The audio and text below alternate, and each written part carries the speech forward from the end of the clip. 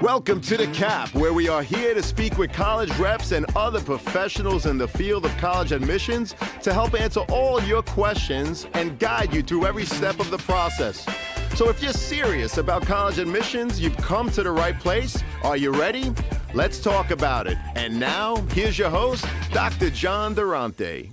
Welcome to The Cap, the College Admissions Process Podcast. I am your host, John Durante, and I am here to introduce you to college admissions representatives and other professionals in the field of college admissions. Our purpose is to serve you, the students and parents, so that you may gain insight straight from the people who ultimately make the decisions. Regardless of whether you apply to a particular school being highlighted in a given episode, you should listen to all of them, as each guest will give you tremendous insight and advice on every aspect of the college admissions process, prompting you to come up with your own follow-up questions for when you visit campus or meet with a college admissions representative yourself. Don't forget to visit our website, www.collegeadmissionstalk.com, or the show notes of each episode to access the alphabetical list of all the colleges available with the related audio link to the right of each school.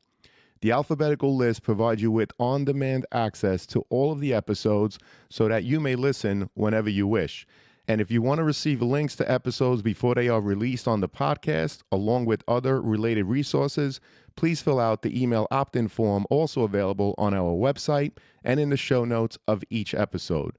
Lastly, please email me with any questions or comments at collegeadmissionstalk@gmail.com. So are you ready? Let's talk about it.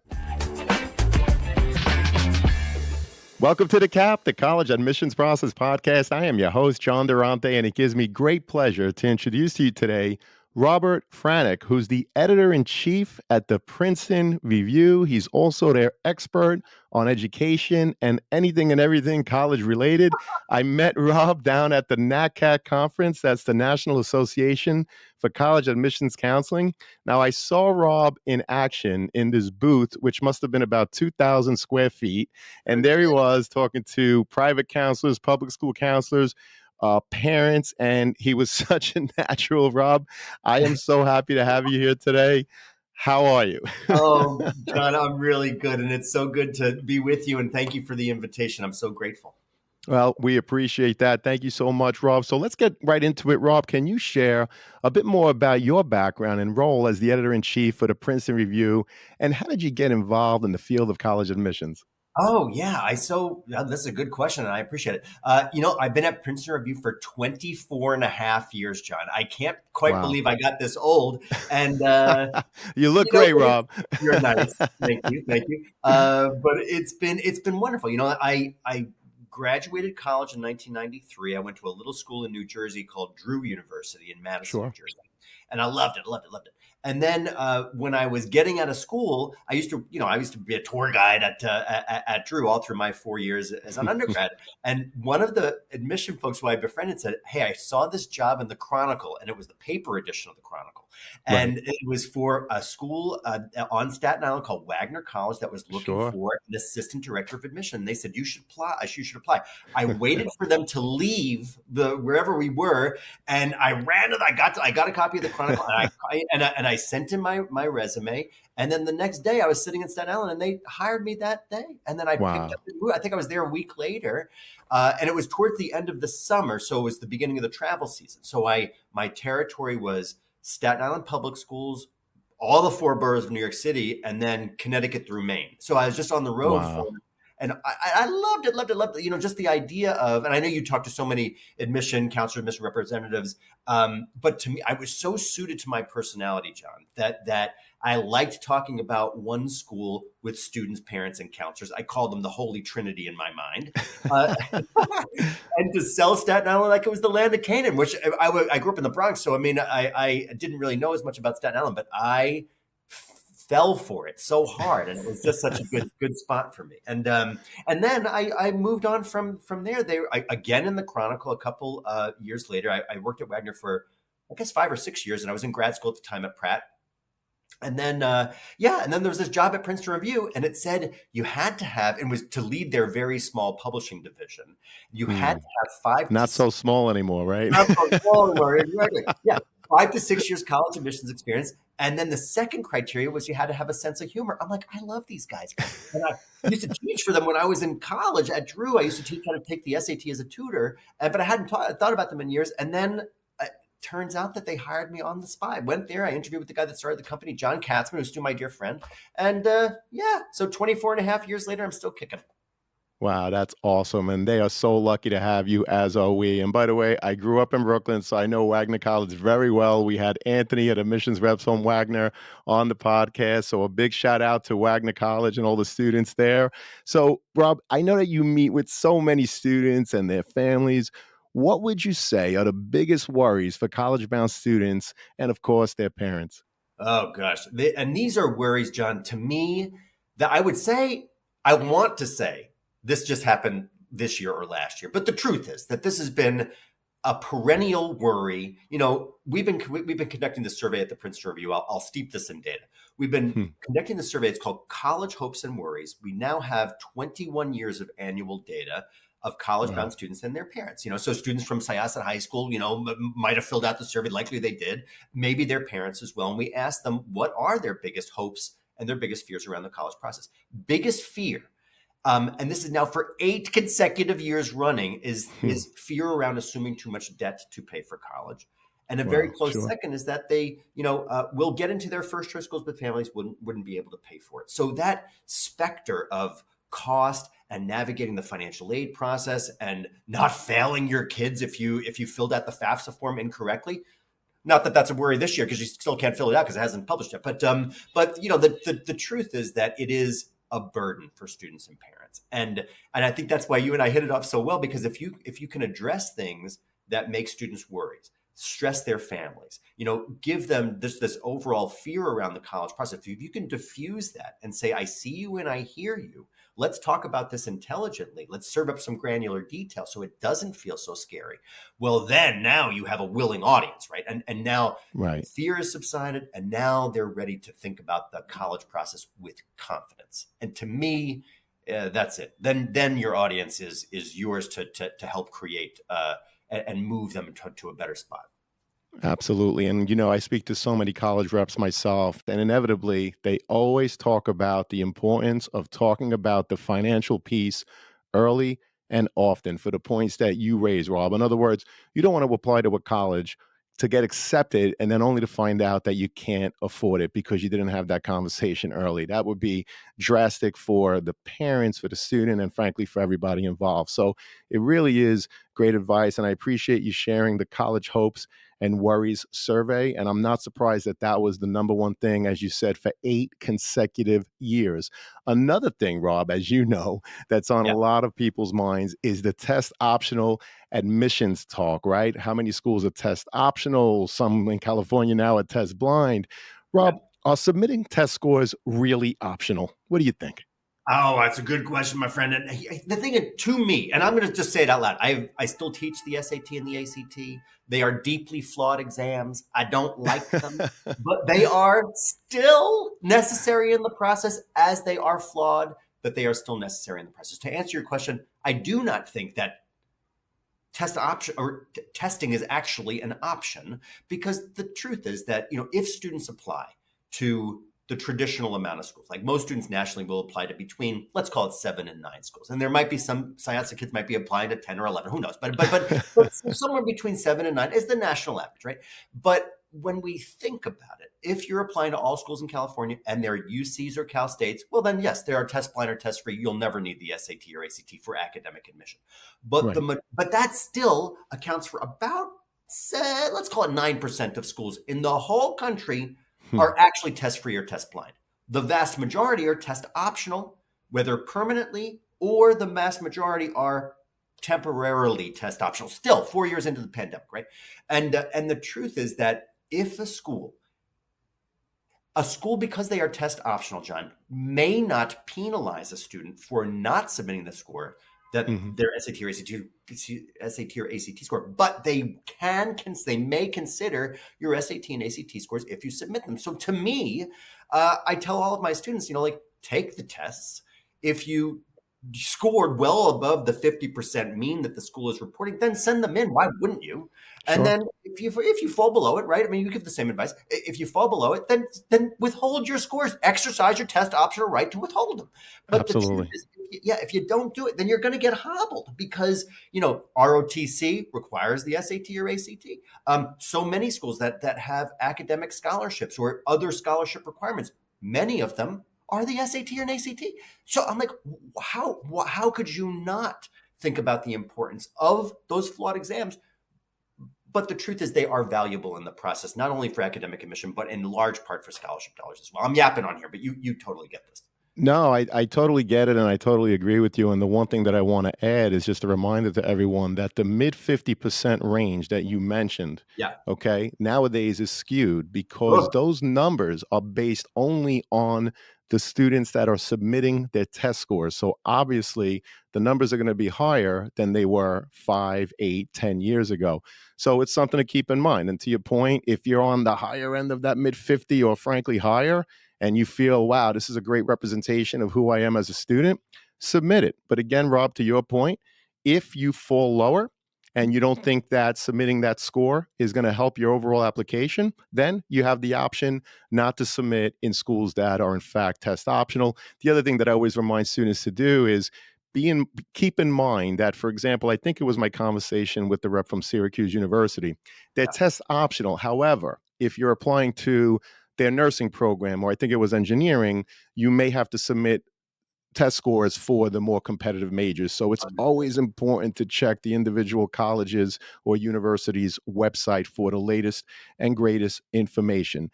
Now, Rob, speaking of test scores, you Yes. know more than anybody that there's a new digital SAT. In fact, you have a great publication related to it.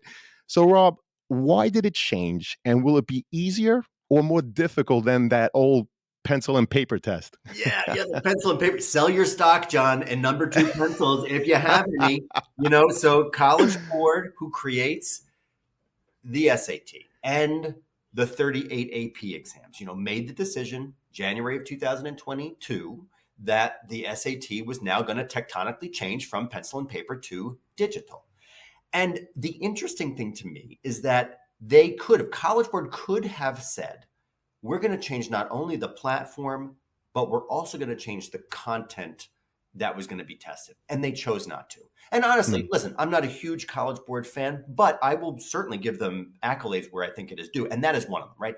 You can't, in my opinion, it's hard to introduce so much change to a student in any one given year, right? So if you're going to change the structure and the content, that's difficult. And it would be difficult for the College Board as well, because they're saying that, listen, the content is going to remain eerily the same. The platform is changing. We're working, this more than anybody, right? The idea of all students being digital natives, right? mhm. Pencil and paper feels so old school to them. If they want that, they can take It ACT, right? I really mean, does.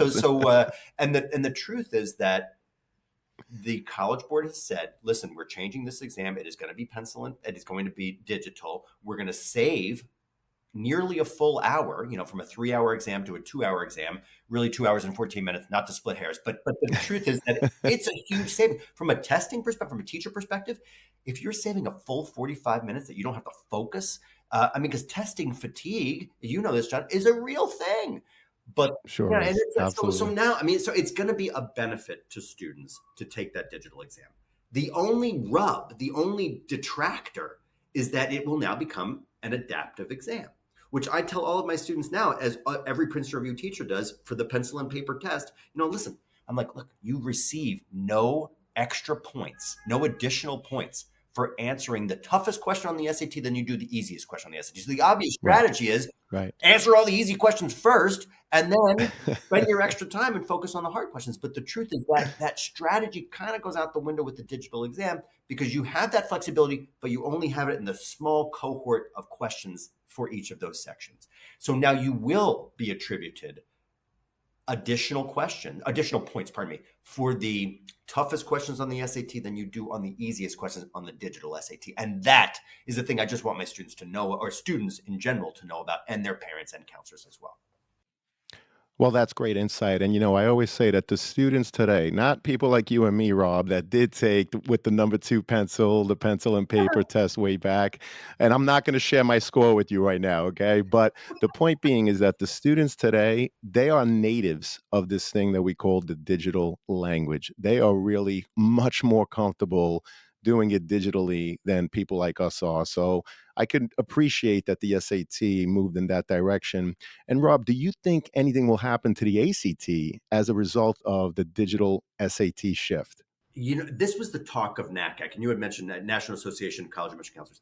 Um, Sure. it was the talk of NACAC in the last conference because the truth is that the ACT, is actually, John, when you and I were looking at, so there was a myth then and it's a myth now, which was only colleges on the left coast and the right coast of the United States honored the SAT, and every college in the Great Middle only took the ACT. And it was wrong then and it's wrong now. But the truth is that the value of the SAT and ACT from an admission perspective, like they're interchangeable tests, right? There shouldn't be a Right. pox on your house if Right. you submitted an ACT rather than an SAT. It doesn't matter. But the ACT, eerily funny to me, is that right before the pandemic, at NACAC 2019, they made this big announcement that in the next academic year, by September of 2020, that the ACT was going to be an online exam.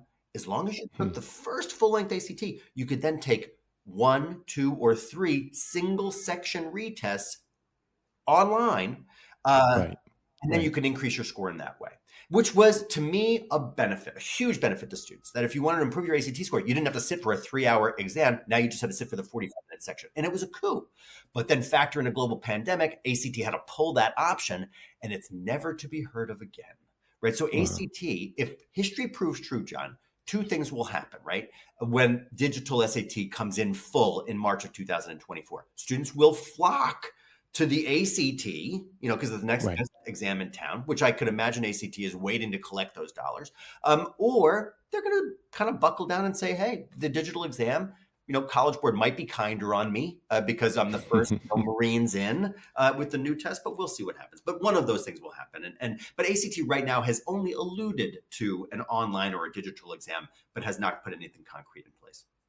Right. And Rob, I was wondering because during some of my conversations with admissions representatives, they reported that a student might not submit an SAT or ACT test. This is, of course, if a school is test optional, but that they might submit AP scores for consideration. Emory was one of those schools that mentioned this during my conversation with the admissions rep. So, what do you think accounts for the rise in popularity in the AP test? And do you think they will replace the SAT and ACT? This is to me, John, the $1 trillion question. And as we talk about, College Board owns the ACT. I mean, owns the Right. SAT and owns the 38 AP exams, right?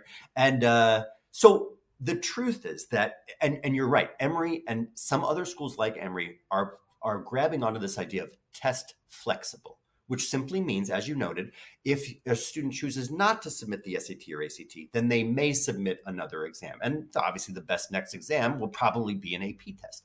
And College Board, I think, is banking on that to happen. And I think from a testing perspective, AP exams, well, you know this. I mean, AP exams are going to be testing your content knowledge of that academic discipline.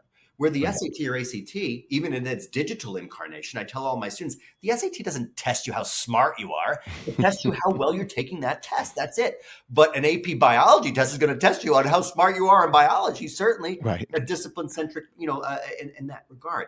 So I do think that depending on how this rolls out with the digital SAT and what happens with ACT, those exams still have not ratcheted back up to their pre-pandemic levels. Those tests are still not as popular. And for all the things that we've discussed, test optional being the top of the list. But AP exams have become more valuable because of that shakiness around the SAT and the ACT. And I think it's going to continue? Oh, 100%. But then it Right. becomes an access and an equity question, right? Because not every student has the same access to as many AP exams at one school and they would have or as AP classes as they would at one school than another, and that's obviously another issue, but it's a significant one, no doubt. Yeah, it's definitely a significant one. And it's a typical question that I ask the admissions reps, which is how do you account for one school that offers, let's say, 20 AP courses while another may only offer 5 or 6. And of course, what they always talk about is that they look at the school profile Right. and they are reviewing the student based on what is offered in their high school and whether or not they took advantage of what was offered to them. Yeah. So I appreciate you mentioning that, Rob. And Rob, from your perspective, what are then the key components of a strong college application? And are there any common mistakes that applicants should avoid? Yeah, yeah. I mean, I think finding fit, and I talk to all of my students about this, and this sounds kind of hokey a little bit, John. But when I talk to students, I talk them about finding fit. I'm like, listen, fit is 4 things the way I define it, and I tell all, and I speak in a lot of high schools. Most every given evening across the country, I am somewhere in a high school. And my husband, who's right off camera, he's like, oh, I never see you, you're never at home. But the truth is, I mean, I tell all of those students and their parents, listen, fit is the most important thing. As we discussed at the beginning, choosing a school incorrectly, it is an expensive venture, right? If you chose your school Right. incorrectly, just the amount of not only the personal angst and anguish for you and your family, but it shakes your confidence, and then you might lose some dollars as well, right? I mean, from a scholarship perspective, certainly. So when I talk about fit, I talk about it so earnestly. Fit is 4 things. Obviously, an academic fit. You want to make sure you're engaged and challenged in the classroom. This is obvious. A campus culture fit. Maybe not so obvious to some students. Hmm. So, do students at that school lean to the left or right politically? Maybe that's Right. important, and maybe it's not. Are they religious at that school? Maybe that's important, maybe Hmm. it's not. Does diversity exist, which you can see through plain old statistics, but do diverse students actually interact with one another? Maybe you want to know. Right. Hmm. Are queer students accepted? Are the beds comfortable? Are the food good? Like, what is the food good? What are the things outside the classroom that also experience inside the classroom? But what is going to be your full experience at that school, academically and otherwise? And to me, it is the $1 trillion question. Next, financial aid fit. Got to be you said this yourself, but talk about it now, because you're going to avoid that conversation. If you're avoiding that conversation, even though it might feel well intentioned, it's kind of just burying our heads. Whereas we should have that conversation as a family or as a community now.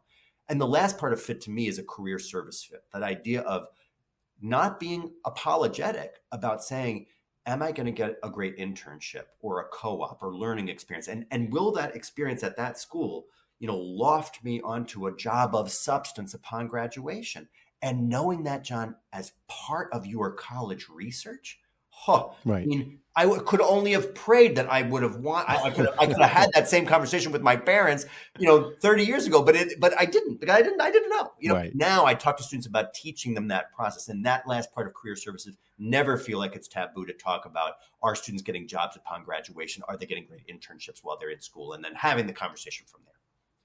Well, those are great pieces of advice. And you talk about fit, internship, research opportunities. I love that you added so many questions students to ask when you're on a tour, maybe of random students, in terms of whatever it is that's important to you, whether it's political views, whether it's clubs and organizations, whatever it is that's important to you. Because students, remember, there's over 4,000 colleges and universities in the United States alone. There is a school for everyone. Not every school, though, is necessarily for you. Just because mom and dad went to a school or your best friend is going to a school, you really got to see what the fit is for you. And I know that we have those lists, Rob. You have great publications with some of the best colleges and universities in the country. But for example, if there's a school that's in the top 20, but it's in a rural Yeah. environment, and you're a student that wants to be in the city in an urban environment, well, that school that's maybe number 15 on the list might not be for you. And it's the same thing. If you want to be in a rural environment, then you're not going to go to an urban environment, right? Do you want to be close to home, far from home? Do you want large, small? Again, students, finding that right fit for you, so important, so that you're going to be happy not only during your 4 years of college, but hopefully beyond if you continue with grad school. So we talked about financial fit a little bit as well, Rob. Yeah. So is college worth the investment, Rob? Oh God, I can never, I'm the editor in chief of the Princeton Review. I think my answer is going to be, yeah, of course it's worth it. Yeah, but the truth is, and I'm asked this question. Funny enough, John, I've been asked that question more over the last, I'm going to say, like 5 years than over the last 25 years that I've been working at Princeton Review. So, and the truth is, college is worth it for any number of reasons, right? I think long quoted, are these ideas of students who have a college degree will make, now it's up to $2.2 million more over their career lifetime than a student that doesn't have a college degree. But then there's other studies in addition to that, which I believe in full. Students that have a college degree report far, far lower percentages of unemployment throughout their career lifetime than a student without an undergraduate degree. They're more nimble in the professions and the regions and the globally, regionally as well, that students get to go into. Robert Wood Johnson did a study a few years back that said students that have a college degree will likely live longer than a student that doesn't have one, because they will likely have better medical insurance throughout their career lifetime than a student that doesn't. So, and those are the four things that I often go to when asked this question, because to me, it resonates with students, no matter their age group, students, parents, and counselors. And it does, again, underscore the value of a college degree. And yeah, to me, it's just the best thing ever. And I don't, and I know you and I are the same, we don't tire talking about it. You know, it's infinitely interesting. Definitely. And, somebody once said, a very wise person, they said, yes, the cost of college is very expensive. What's even more expensive is perhaps not having an education at all. So, Yeah. you really can put value on, a college education. And I love how you talked about, there's a study that based on those people that have a college education, I guess because of health insurance and hopefully better jobs later on, that they actually live longer. That's something I didn't hear about, Rob, but I appreciate you sharing. Wow. Awesome. So, Rob, I was also curious, how is AI, artificial intelligence, being used in college admissions? And do you have any insight at all on that? Yeah, I mean, there's been so much chatter, obviously, no matter the business vertical that, last year at this time, it would have been hard to have this conversation around AI because we didn't know where it was going to go. But the truth is it's going everywhere, right? So pick your vertical. But the truth is admission is one of those verticals, right? And I will just say out loud, we're doing a lot of AI stuff at Princeton Review.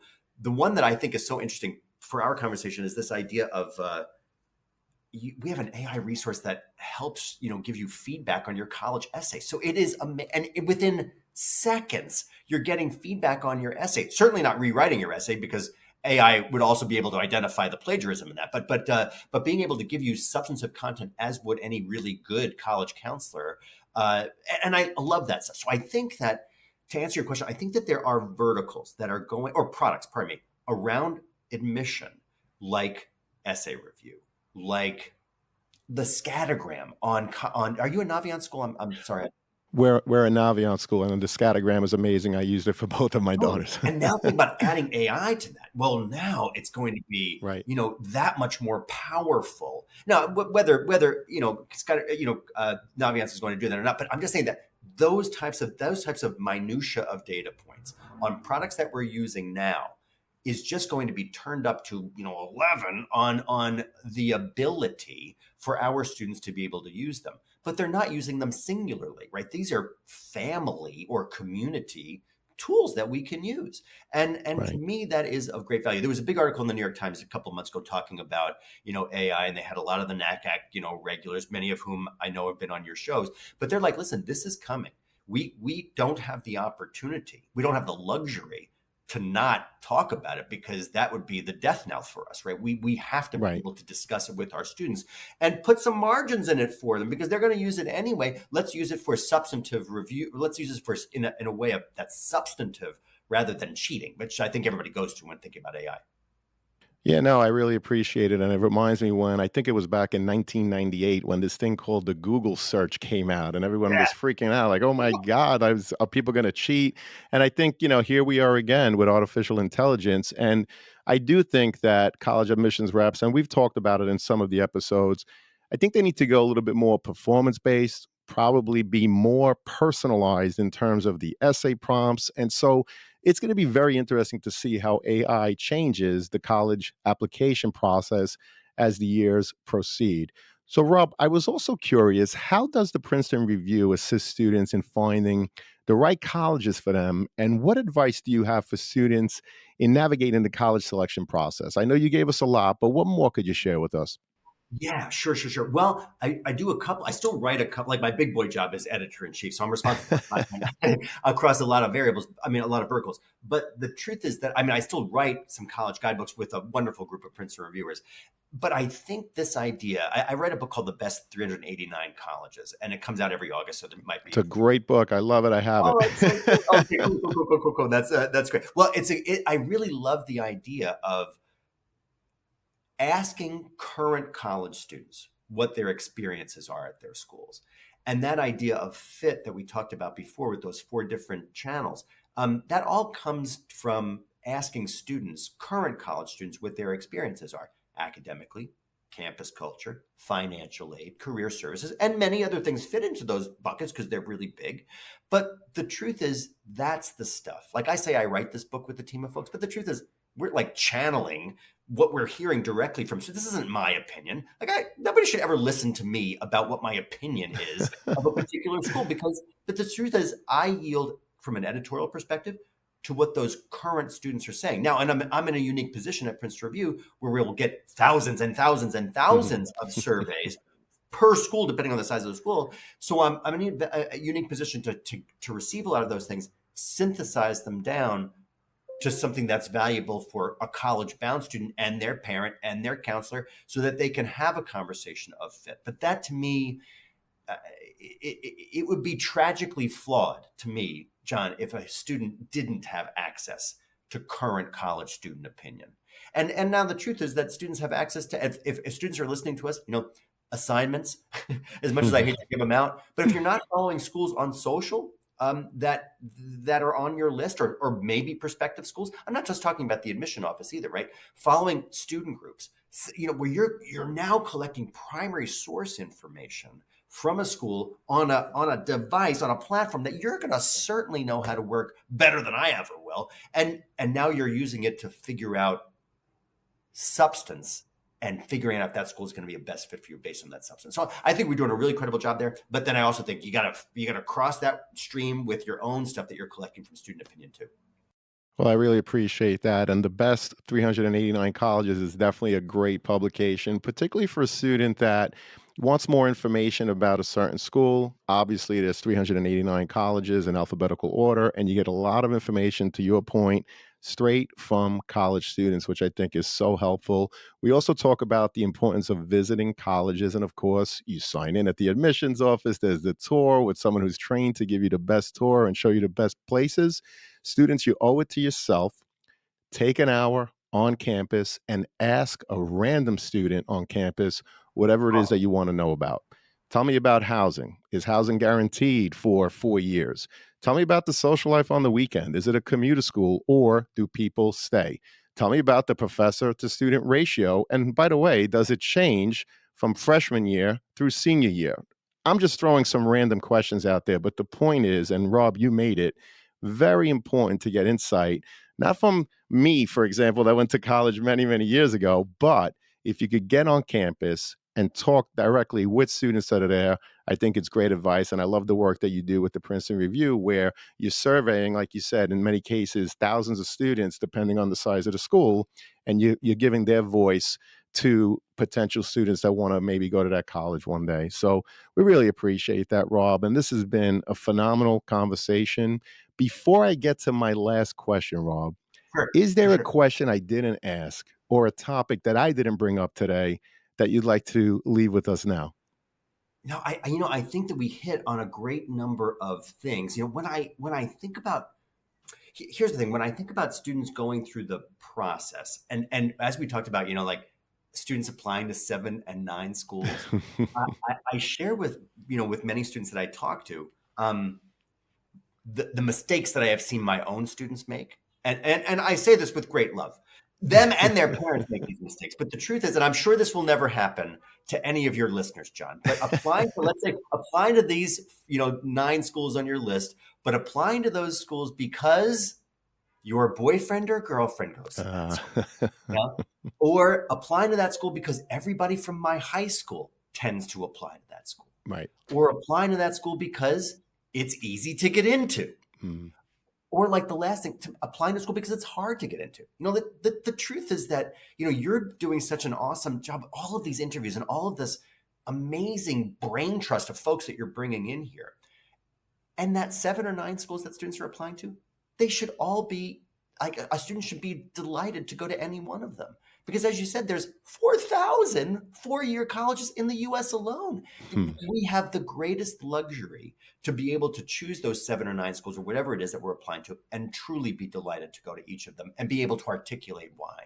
And to me, I think that's just the idea, just to tell students again, that'd be my last point. That was a real soapbox answer, John. I'll shut up about that stuff now. No, I think it's fantastic. And you mentioned students that apply to 7 to 9. And of course, there's many others that apply somewhere around the 15 range. And at the end of it all, Rob, you could only go to one, right? So it's important to do your research and, certainly narrow it down and find that right fit. We spoke a lot about fit and so many other great things. And Rob, this has been amazing. It's such an honor to have you here. Unfortunately, it does lead us to the last question, which is, what are your top 3 pieces of advice for students and their families getting ready for the college admissions process? Oh gosh, to me, this process is a joy. It should never be a burden. And it can be challenging. I totally understand that. But if I'm giving one piece of advice to students and parents, I'm like, this is a joyful process. And to get it working for you, to embrace, to literally bear hug the things that we were discussing today, poke at taboos. As you said, talk to students, gather as much of that student information as possible, because this, people are going to ask you where you went to college literally for the rest of your life. Be able to make a confident and a clear decision based on your idea of fit. To me, that's the best advice that I could ever give to a student. And I mean it right down to my toes. I mean, this is the stuff I live every day, and I know we're both the same in that regard. Well, those are great pieces of advice, Rob. And like I said earlier, the Princeton Review is so lucky to have you, as were we, on this conversation. And I'm really so happy. Number one, because we met and you're just awesome, but also because I know that this conversation is going to help so many students and their parents as they navigate this process. So I do hope to have you again, Rob. You were awesome. Thank you so much. Oh, pleasure, my friend. Thank you. Be well. Be well. And to everyone out there, good luck with the college search. Take care, everyone. Best wishes.